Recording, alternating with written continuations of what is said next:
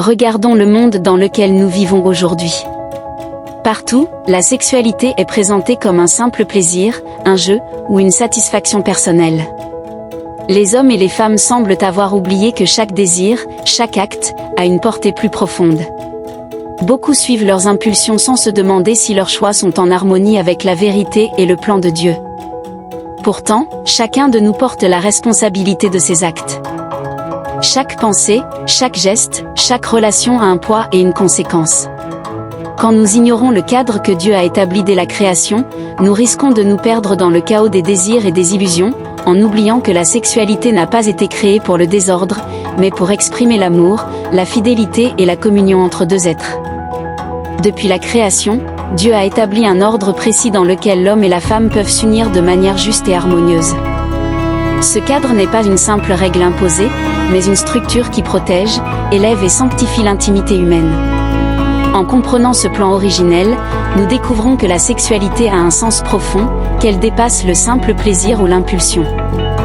Ainsi, avant d'examiner ce que la Bible désigne comme péché sexuel, il nous faut contempler les limites et l'ordre que Dieu a établi dès le livre de la Genèse, pour comprendre pleinement ce qui honore Dieu et ce qui s'en éloigne. Dès le commencement, Dieu créa l'homme et la femme à son image. Dans le souffle de sa création, chacun reçut la lumière de la divinité, portant en lui la dignité, la beauté et la profondeur de l'existence. L'homme et la femme, bien que distincts, se complètent parfaitement, l'un sans l'autre reste incomplet.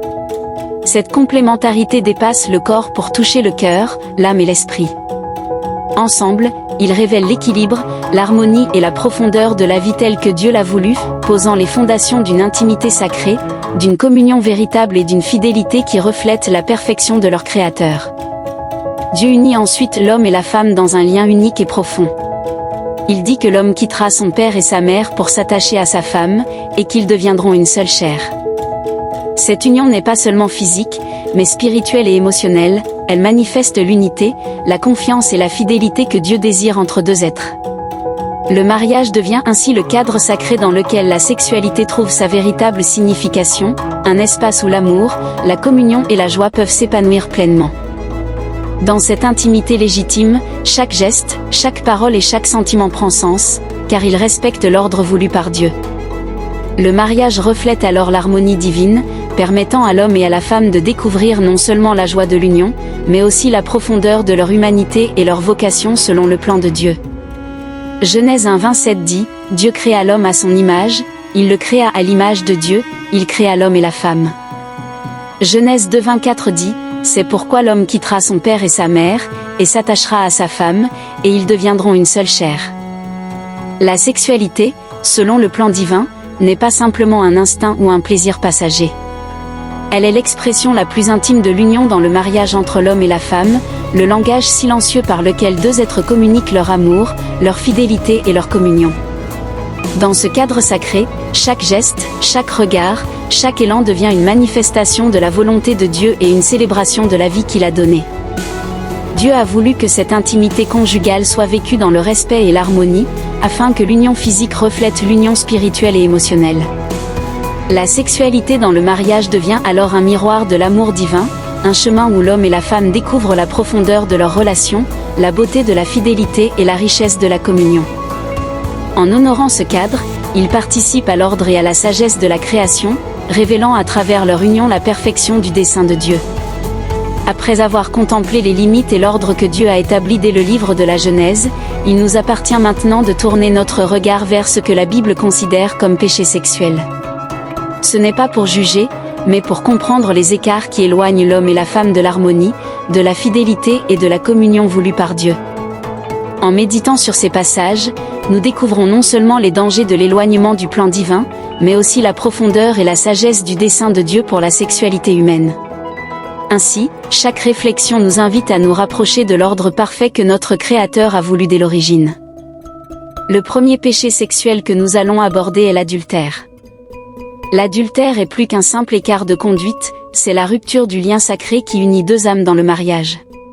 Quand un homme ou une femme se détourne de ce lien pour s'unir à un autre, ce n'est pas seulement le corps qui trahit, mais le cœur et l'âme s'éloignent de l'harmonie et de l'ordre voulu par Dieu. Là où devait régner la paix, la confiance et la communion, l'adultère introduit le désordre, la douleur et la fragmentation de ce qui avait été uni dans la perfection divine. La Genèse nous offre un regard profond sur l'origine bénie de l'union humaine. Dieu créa l'homme à son image, il le créa à l'image de Dieu, il créa l'homme et la femme.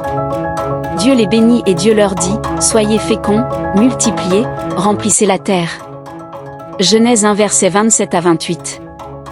Ces versets nous révèlent que l'acte sexuel n'est pas une source de honte, mais une bénédiction sacrée de Dieu, un don précieux offert à l'homme et à la femme. Pourtant, cette bénédiction trouve sa véritable plénitude uniquement lorsqu'elle s'inscrit dans le cadre du mariage voulu par Dieu. Adam et Ève étaient unis, établissant ainsi le modèle pour une sexualité saine. Dans Matthieu 19, 6, Jésus, citant l'union du premier homme et de la première femme et faisant référence à Genèse 2, 24, rappelle, « Ainsi ils ne sont plus deux, mais une seule chair. » Que l'homme donc ne sépare pas ce que Dieu a uni. En plus, Dieu encourage le plaisir sexuel, mais uniquement dans le cadre du mariage. Il est écrit Ecclésiaste 9.9, « Jouis de la vie avec la femme que tu aimes, pendant tous les jours de ta vie de vanité. » Ailleurs, par la bouche du roi Salomon poussé par le Saint-Esprit, il est dit dans Proverbes 5, 18 à 19, « Que ta source soit bénie, et fais ta joie de la femme de ta jeunesse. Que ses charmes t'enivrent en tout temps, et sois continuellement épris de son amour. » La Bible nous montre clairement que la sexualité, vécue dans le mariage, est voulue et bénie par Dieu. L'adultère, au contraire, défigure cette bénédiction, car il détourne ce qui était fait pour être source de joie et de communion, en un acte de trahison et de division. Il rompt le fil même de l'ordre de la création, celui qui unit le corps et l'âme dans la fidélité. Mais la fidélité conjugale, lorsqu'elle est gardée, devient un témoignage vivant de l'amour divin, un amour qui ne trompe pas, qui ne change pas, mais qui demeure ferme et vrai. Dans chaque geste fidèle, dans chaque regard sincère, l'homme et la femme participent à l'harmonie de la création, incarnant la sagesse et la perfection du plan de Dieu. Plongeons dans les Écritures et contemplons la vision que Dieu a donnée du mariage et de la fidélité. Dès les origines, Dieu a élevé le mariage comme une alliance sacrée, un lien indissoluble entre l'homme et la femme, reflet de l'ordre divin dans la création. Quand Pharaon prit Sarah pour en faire sa femme, selon Genèse 12, 10 à 20, et qu'Abimélec fit de même, Genèse 21 à 18, nous voyons un Dieu vigilant, protégeant l'intégrité du mariage, rappelant que cette alliance dépasse toute puissance humaine et tout désir égoïste. Car il est écrit que l'Éternel frappa Pharaon et sa maison de grandes plaies à cause de Saraï, la femme d'Abraham, et qu'il apparut en songe à Abimélec pour l'avertir qu'il allait mourir s'il touchait Sarah, rendant même stériles les femmes de sa maison jusqu'à ce qu'Abraham intercède pour lui.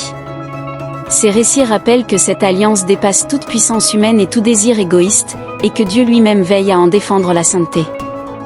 L'adultère, dès l'Ancien Testament, n'est pas seulement une transgression sociale, mais une violation spirituelle. Le commandement de Dieu est clair, « Tu ne commettras point d'adultère » Exode 14. La loi le souligne encore par la gravité de la peine, Lévitique 20, 10 et Deutéronome 22, 22 montrent que l'adultère brise non seulement les cœurs humains mais défie l'ordre sacré établi par Dieu. Les proverbes, sages et méditatifs, invitent à réfléchir, celui qui commet un adultère avec une femme est dépourvu de sens, celui qui agit ainsi détruit son âme. L'opprobre et la honte ne s'effaceront pas, Proverbes 6, 32 et 33. Dieu ne condamne pas la sexualité dans le cadre du mariage, au contraire, il la bénit et l'encourage. Comme il est écrit. Malachie 2, 14 à 15, et vous dites, pourquoi ? Parce que l'Éternel a été témoin entre toi et la femme de ta jeunesse, à laquelle tu es infidèle, bien qu'elle soit ta compagne et la femme de ton alliance. Nul n'a fait cela, avec un reste de bon sens. Un seul l'a fait, et pourquoi ? Parce qu'il cherchait la postérité que Dieu lui avait promise. Prenez donc garde en votre esprit, qu'aucun ne soit infidèle à la femme de sa jeunesse. Ainsi, Dieu ne considère pas l'adultère comme un péché banal, comme certains le pensent. Le plus triste est que même les pasteurs, même les religieux, même ceux qui prétendent servir Dieu, banalisent ce péché, aimant rendre graves des péchés comme l'homosexualité ou la bestialité, tout en minimisant la gravité de l'adultère. Pourtant, la Bible nous montre clairement que l'adultère est l'un des péchés les plus sérieux, car il sert de symbole pour illustrer l'idolâtrie, l'adoration d'autres dieux que le seul vrai Dieu. Par ce symbole, Dieu souligne la gravité et la trahison de cette pratique, équivalente à une infidélité spirituelle. Israël est ainsi comparé à une femme adultère lorsqu'elle se détourne de l'Éternel pour aller vers d'autres dieux, lisez Osée 4, 12 à 13, Ézéchiel 16, 15 à 36, Jérémie 3, 8 à 9. Jésus, dans le Nouveau Testament, nous invite à une méditation encore plus profonde. Vous avez appris qu'il a été dit, tu ne commettras point d'adultère. Mais moi, je vous dis que quiconque regarde une femme pour la convoiter a déjà commis un adultère avec elle dans son cœur. Matthieu 5, 27 à 28. Il rappelle aussi l'union originelle et son indissolubilité, ainsi ils ne sont plus deux, mais une seule chair. Que l'homme donc ne sépare pas ce que Dieu a uni. Matthieu 19, 4 à 6. Enfin, Paul confirme l'importance de la fidélité dans les épîtres. Ne savez-vous pas que les injustes n'hériteront point le royaume de Dieu? Ne vous y trompez pas, ni les impudiques, ni les idolâtres, ni les adultères, 1 Corinthiens 6, 9, 10, et que le mariage soit honoré de tous, et le lit conjugal exempt de souillure, car Dieu jugera les adultères et les impudiques, Hébreux 13, 4. Ainsi, contempler l'adultère, c'est méditer sur la beauté du mariage, la fidélité et la sainteté des liens que Dieu a institués. C'est une invitation à honorer la femme ou l'homme de sa jeunesse, à garder son cœur pur et à reconnaître que chaque union est un reflet vivant de la fidélité divine. Dans ce monde où tant de liens sont fragilisés, la Bible nous rappelle la profondeur et le sérieux de ce que signifie aimer selon Dieu, un amour loyal, sacré et méditatif, qui commence dans le cœur et se manifeste dans la vie entière. Le péché sexuel suivant que nous allons examiner est la fornication. Comme nous l'avons vu, Dieu a créé le sexe pour un cadre précis, un cadre sacré pour l'expression de l'amour physique et spirituel. L'acte sexuel n'est pas quelque chose de honteux, mais une bénédiction de Dieu, à condition qu'il se vive dans le cadre du mariage. Jésus, citant l'union du premier homme et de la première femme qui ont établi le modèle pour une sexualité saine, a dit concernant Genèse 2:24, « Ainsi ils ne sont plus deux, mais une seule chair. » Que l'homme donc ne sépare pas ce que Dieu a uni, Matthieu 19, 4 à 6. La Bible montre également que l'adultère et la fornication sont des péchés graves, symbole pour illustrer parfois l'idolâtrie, c'est à accent grave dire l'adoration d'un autre Dieu que Yahvé, le seul vrai Dieu. Même dans le monde actuel, il est triste de constater que certains qui se disent serviteurs de Dieu n'analysent pas correctement ce péché. Ils peuvent le banaliser, alors que les Écritures montrent clairement sa gravité et son symbolisme spirituel.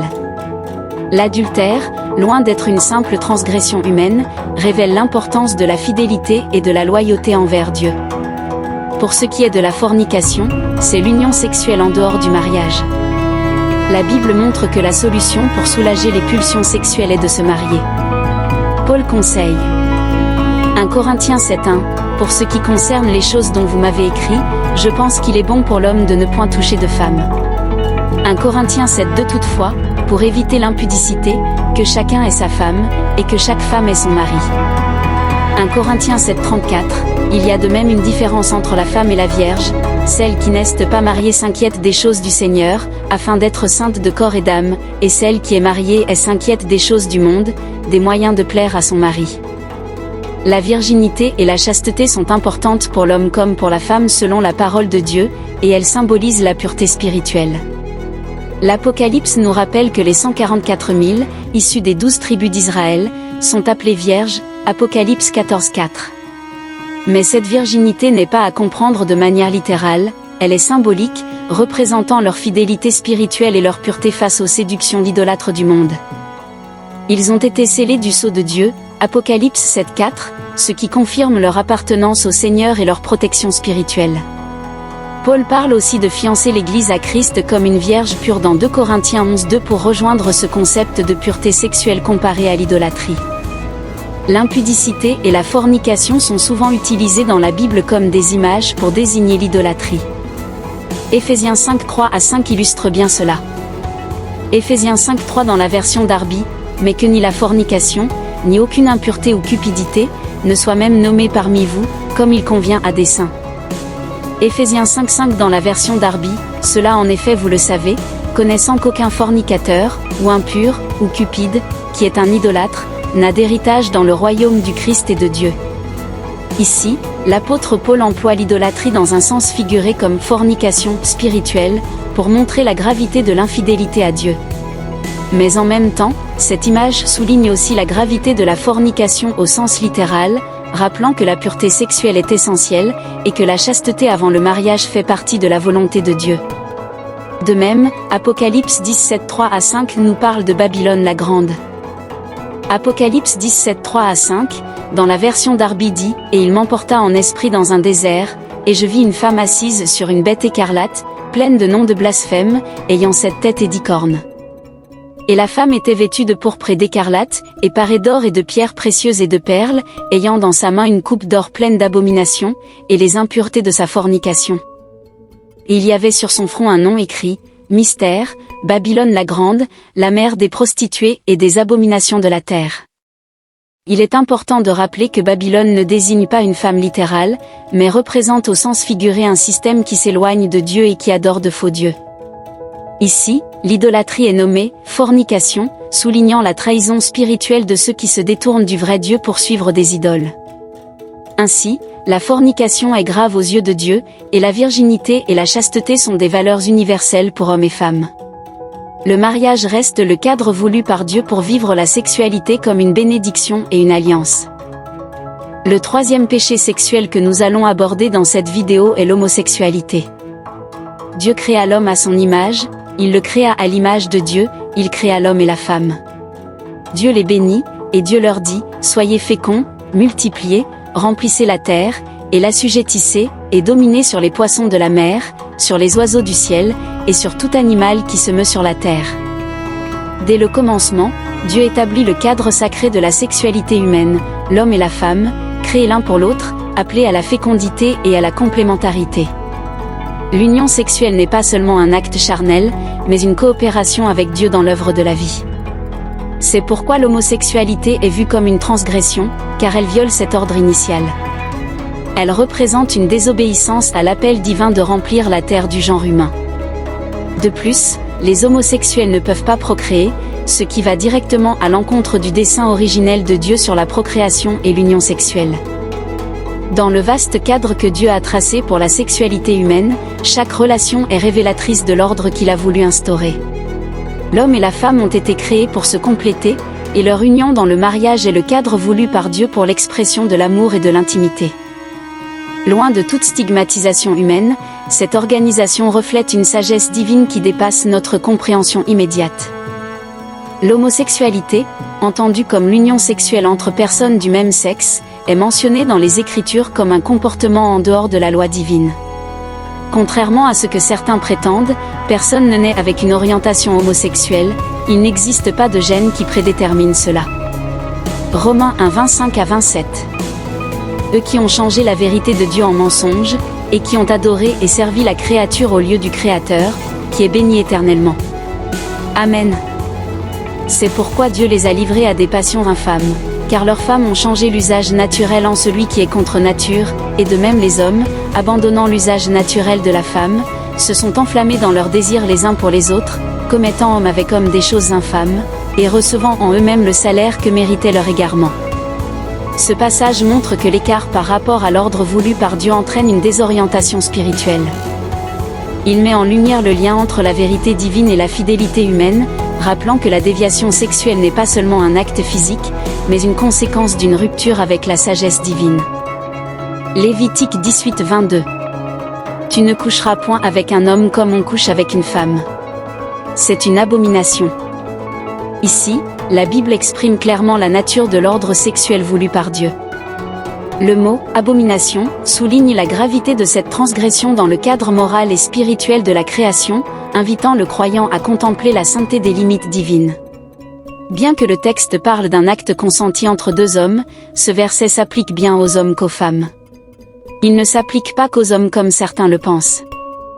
1 Corinthiens 6, 9-10, Bible du Semeur. Ne savez-vous pas que ceux qui pratiquent l'injustice n'auront aucune part au royaume de Dieu ? Ne vous y trompez pas, il n'y aura point de part dans l'héritage de ce royaume pour les débauchés, les idolâtres, les adultères, les pervers ou les homosexuels, ni pour les voleurs, les avares, pas plus que pour les ivrognes, les calomniateurs ou les malhonnêtes. Paul rappelle que tous les péchés ont des conséquences spirituelles concrètes. La fidélité à l'ordre divin n'est pas seulement un idéal moral, mais un chemin qui influence directement notre participation à la vie du royaume de Dieu. 1 Timothée 1, 9-1-0. Il faut savoir ceci, la loi n'est pas faite pour les justes, mais pour les malfaiteurs et les rebelles, pour les gens qui méprisent Dieu et les pécheurs, pour ceux qui n'ont ni respect ni scrupule à l'égard de ce qui est sacré, ceux qui tueraient père et mère, les assassins, disent les débauchés, les homosexuels, les marchands d'esclaves, les menteurs, les gens sans parole, d'une manière générale, pour tous ceux qui commettent des actions contraires à l'enseignement saint que vous avez reçu. La loi divine distingue le juste du transgressif.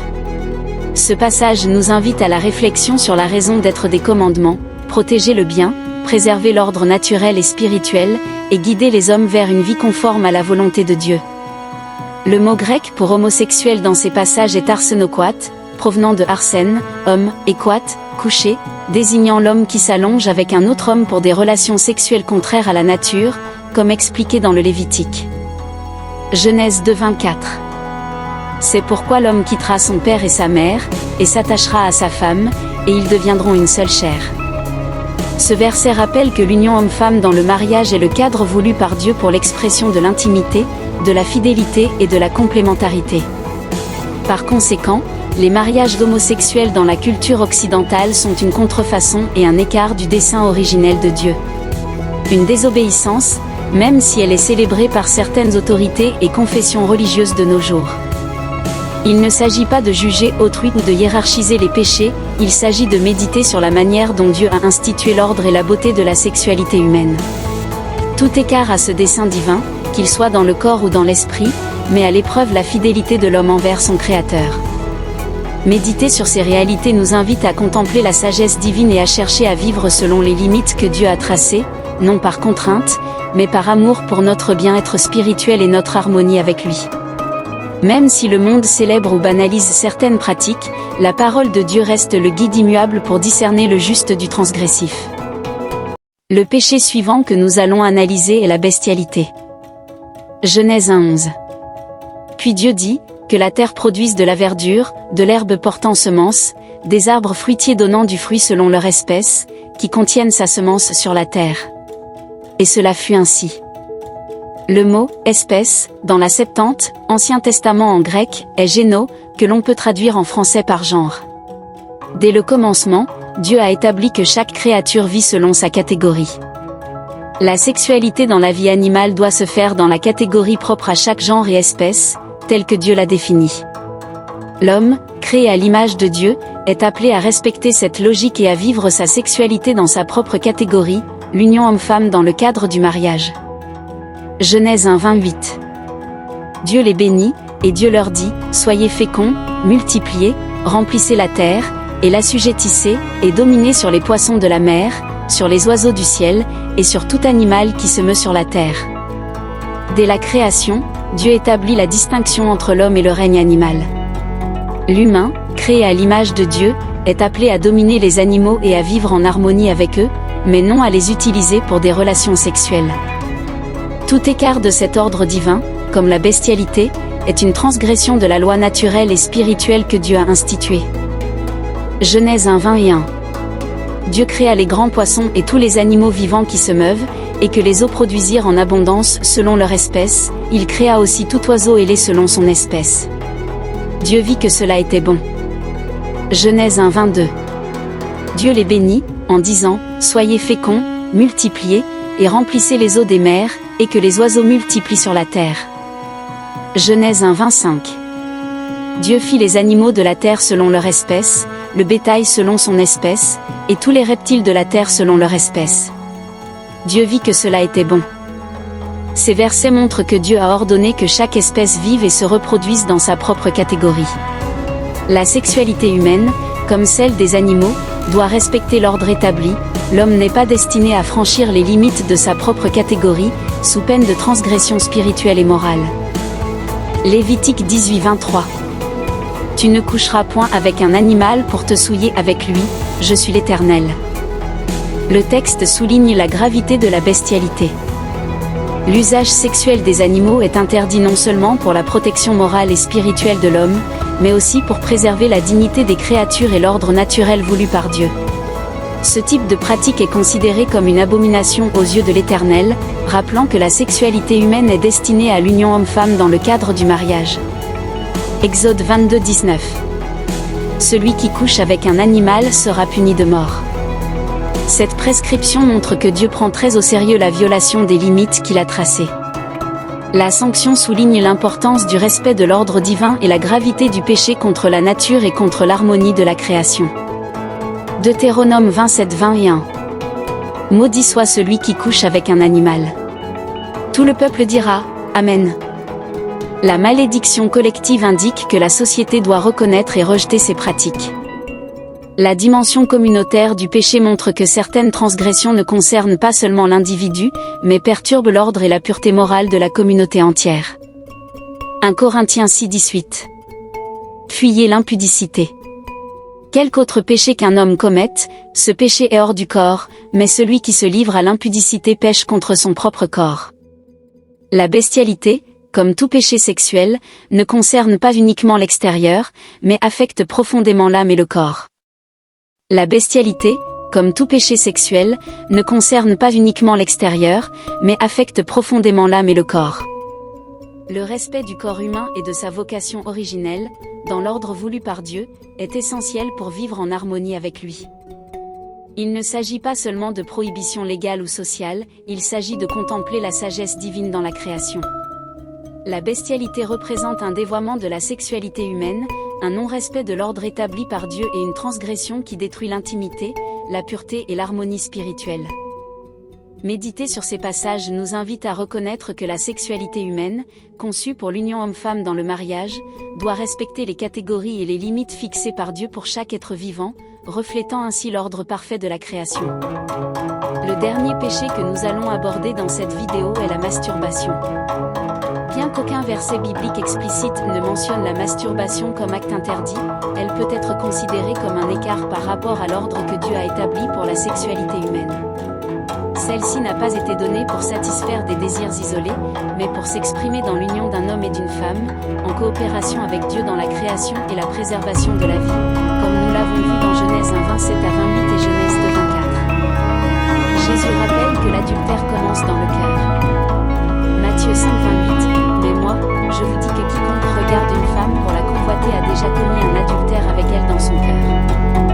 La masturbation peut révéler des désirs qui ne respectent pas le cadre divin et détourner l'énergie sexuelle de sa vocation, l'amour conjugal et la procréation. Paul indique que pour éviter l'impudicité, la solution est le mariage, non le plaisir solitaire. 1 Corinthiens 7, 2. Ainsi, même sans interdiction explicite, la méditation biblique nous invite à orienter nos désirs vers la fidélité à Dieu et la communion conjugale. La masturbation devient un signal pour réaligner pensée, désir et action sur le dessein divin, retrouvant l'harmonie intérieure voulue pour l'homme et la femme. Nous avons examiné l'adultère, l'homosexualité, la bestialité et la masturbation, et compris comment chacun de ces péchés détourne l'homme et la femme de l'ordre que Dieu a établi pour la sexualité. La parole de Dieu nous invite à rester fidèles à ce dessein divin, à protéger notre cœur, notre corps et notre esprit, et à vivre l'amour et l'intimité dans le cadre du mariage. Si tu as aimé cette vidéo, like, commente et partage pour m'aider à diffuser la vérité biblique. Merci pour ton soutien. Nous poursuivrons ce sujet dans une prochaine vidéo. Que Dieu vous bénisse.